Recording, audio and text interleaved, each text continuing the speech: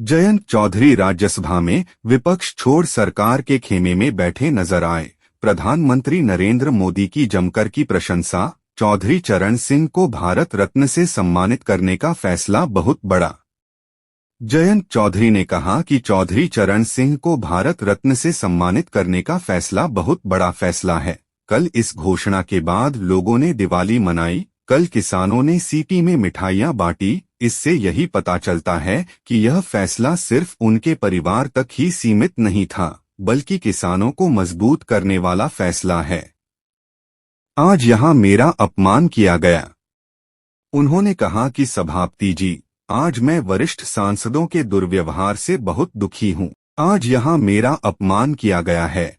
मैं आपका धन्यवाद देता हूं कि आपने मेरा संरक्षण दिया। आपने देश की भावना का संरक्षक है। मैं अचंभित हूं कि कैसे लोग चौधरी चरण सिंह जैसी हस्ती को किसी गठजोड़ के बनने या बिगड़ने और चुनाव लड़ने और जीतने तक सीमित रखना चाहते हैं। लेफ्ट, राइट और सेंटर में ही बंटे रहेंगे तो देश असली धरती पुत्र का सम्मान हम कैसे रख पाएंगे।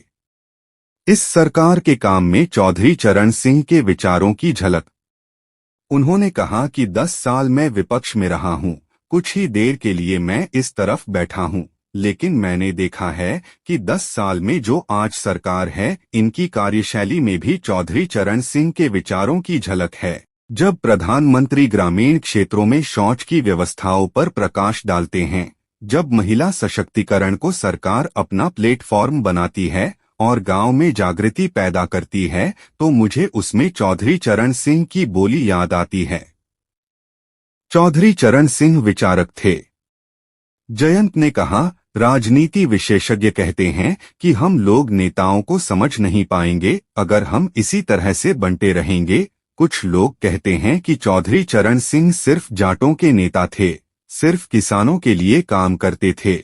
ऐसा नहीं है, वह विचारक थे। लोगों अपने सभी भ्रम दूर करने चाहिए। चौधरी चरण सिंह सभी के हैं। उन्होंने कहा कि चौधरी चरण सिंह सभी के हैं, वे किसी एक पार्टी के नहीं हैं। सभी दल इस पल हिस्सा बने। मैं ऋणी हूं। मैं कहना चाहता हूं कि जमीन से जुड़ी सरकार, ऐसी सरकार जो जमीन की आवाज को समझती है, उसे बुलंद करना चाहती है, ऐसी सरकार ही चौधरी चरण सिंह को भारत रत्न दे सकती है।